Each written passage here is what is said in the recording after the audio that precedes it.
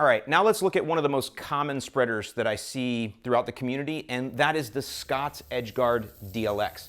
Now at $89.99, once again, I think this is way overpriced. I mean, seriously, $90 for this, plastic wheels, it just seems like a lot of money when you look at the build quality. Either way, this spreader can and will get the job done for you, but I still recommend it for smaller lawns or ones like mine that are easily broken down into small sections that are 2,000 square foot or smaller.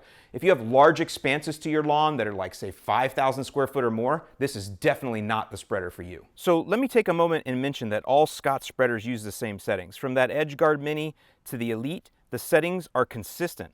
If the bag tells you 5.25, then it would be 5.25 on all three of these. They have a convenient dial, and because Scott's is the leader in DIY, pretty much every brand of fertilizer you buy is gonna have the spreader settings for Scott spreaders. So if you're somebody like me that likes to kind of mix up your ferts and use different things, it's a convenience to know that you're gonna have settings for your Scott spreader on pretty much every bag you get. For example, here's Magical, and you can see right there, they got a Scott's rotary setting on that one. Here's an insect control, and you can see right there, Scott's EdgeGuard settings. They also do tend to have earthway on almost all these bags as well. And so here's the thing with this spreader and all Scott spreaders, they're not really very consistent to begin with. And that is because the linkage is based on this spring.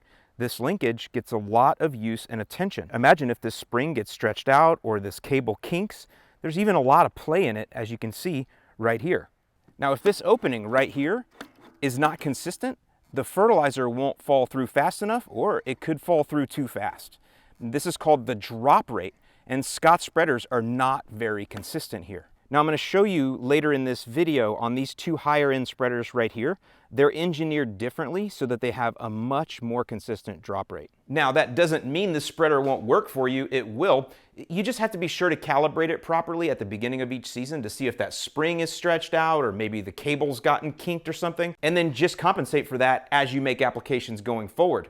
Now, I make all this sound like a big deal, and if you're a beginner, I guess it can be, but the truth is, once you have applied fertilizer with this spreader or any spreader a few times, you'll be able to tell if it's flowing right just by looking at it and by feel, and you'll be able to adjust on the fly. Seriously, you develop like this sixth sense about these things once you make a few applications and truly learn your land. So all that being said, this spreader is just fine if you have a small lawn that is broken up into small areas of 2,000 square foot or less. I want to stress that. It's not my first choice, but in a lot of cases, if you're at a big box store and you need to get one, this will be your only choice, and this is what you'll end up with, and you'll be just fine.